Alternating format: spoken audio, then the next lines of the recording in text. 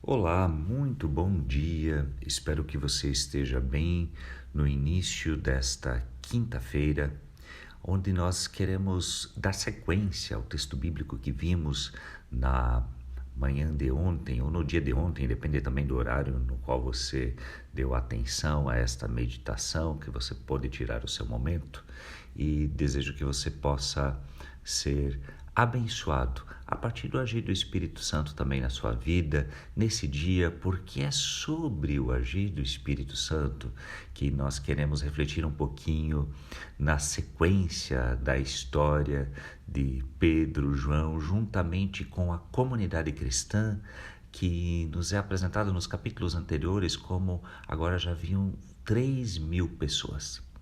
E no início do capítulo 4, Pedro e João ainda estão animados ali no pátio do templo, falando, anunciando, apresentando Jesus Cristo, quando aparecem as lideranças judaicas, sacerdotes e junto a eles os saduceus que não acreditavam na ressurreição e que estão muito incomodados com esse discurso de ressurreição de Jesus Cristo.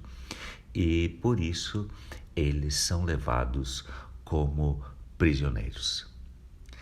O Espírito de Deus age de tal forma neles que eles têm ousadia para, agora que não podem mais falar ao povo de forma geral, que o versículo 4 nos diz que muitos se ouvindo, chegam à fé também, aceitam, e o número de pessoas aumenta para 5.000, os que creem em Cristo Jesus, e em seguida, eles agora, diante das lideranças do Sinédrio, lideranças religiosas de Jerusalém, eles continuam a expor, eles continuam a falar.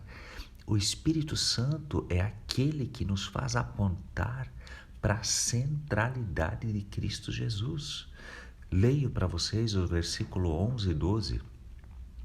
Este Jesus é pedra rejeitada por vós, os construtores, a qual se tornou a pedra angular, ou seja, a pedra que define o restante da construção. E não há salvação em nenhum outro, porque abaixo do céu não existe nenhum outro nome dado entre os homens, pelo qual importa que sejamos salvos. Esta convicção de Jesus Cristo, esta certeza e também a compreensão de que Jesus é o que define a construção do restante das nossas vidas. Ela nos é dada pelo Espírito Santo. E a partir do Espírito Santo na sua vida é que eles agora falam diante do grupo de pessoas que os levou como prisioneiros por causa da sua fé. Você percebe? A perseguição aos cristãos, ela inicia já bem no início da história da igreja cristã. Estamos em Atos capítulo 4. E essas lideranças então tentam dissuadir Pedro e João de continuarem a fazer tumulto, falando de Jesus Cristo. Versículo 20, eles afirmam: nós não podemos deixar de falar das coisas que vimos e ouvimos. Meu querido ouvinte, estimado irmão, estimada irmã, você que está junto nessa reflexão bíblica, nas leituras bíblicas, você que está na caminhada de fé, esse versículo ele me incomodou. Quantas vezes eu deixei de falar ou de partilhar em tempos oportunos aquilo que vivenciei, aquilo que experimentei com Cristo Jesus. E você? Quando nós permitimos que o Espírito Santo nos conduza, nós não deixamos de partilhar a nossa fé nos momentos que Deus nos oportuniza.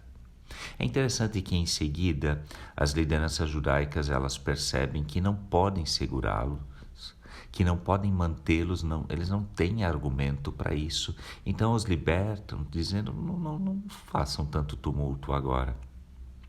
Eles voltam, eles se reúnem com os seus irmãos na fé, com a comunidade cristã, e o Espírito é aquele que nos une de fato em oração. Eles se unem, eles estão dando glórias a Deus, eles se alegram em comunhão, eles testemunham mais uma vez de que é o Espírito Santo que está controlando as suas vidas, é o próprio Deus quem os está conduzindo. E assim, aqueles que são guiados, conduzidos pelo Espírito Santo. Uma última observação que eu gostaria de fazer quanto a esse texto, versículo 32, é de pessoas que não podem mais viver apenas para si mesmas. Leia o versículo 32. Da multidão dos que creram, era o coração e a alma. Ninguém considerava exclusivamente sua nenhuma das coisas que possuía. Tudo, porém, lhes era comum. Você talvez já observou isso no final da leitura do capítulo 2, de que eles tinham tudo em comum. Isso na própria história da primeira geração de cristãos vai ter também o seu desenrolar não tão positivo. E explico, eles tinham tudo em comum porque a expectativa deles era que Jesus voltasse enquanto eles ainda estivessem vivos. Então eles viviam essa comunidade também de bens desde o início. E isso é bonito, isso é um ensino do qual temos muito a aprender. Mas eu quero deixar claro de que isso não é uma lei para nós ter de vendermos tudo e partilharmos tudo. Mas o princípio que está aqui é sim da unidade. Da multidão dos que creram, era o coração e a alma. O povo de Deus, o povo que se deixa conduzir pelo Espírito de Deus que nos une na fé de Cristo, de forma alguma precisa ter tudo em comum, mas deve ter pelo menos algo em comum.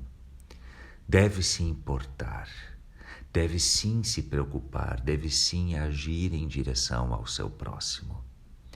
E por isso eu lhe convido também para você refletir diante do Senhor. O que no momento que nós vivemos, Deus nos concedeu que podemos partilhar. Aonde eu posso me importar com irmãos e irmãs de forma bem prática. E não é por um acaso também que nós estamos na leitura deste texto quando somos também confrontados com a situação de irmãos queridos diante dos fortes ventos e suas consequências nos últimos dias. Em breve vou partilhar alguma coisa a mais de Garuva com vocês. Por hora nós recebemos também alguma informação de uma das nossas unidades terapêuticas do Serene, comunidade terapêutica que trabalha na recuperação de vidas, no resgate, especificamente a unidade de Palhoça, que sofreu fortemente, e nós já recebemos o material deles. Eu vou colocar aqui à disposição de vocês também, e assim que tivermos informações mais concretas de Garuva ainda, partilharemos. Deus abençoe o seu dia e que o Espírito Santo nos conduza em unidade.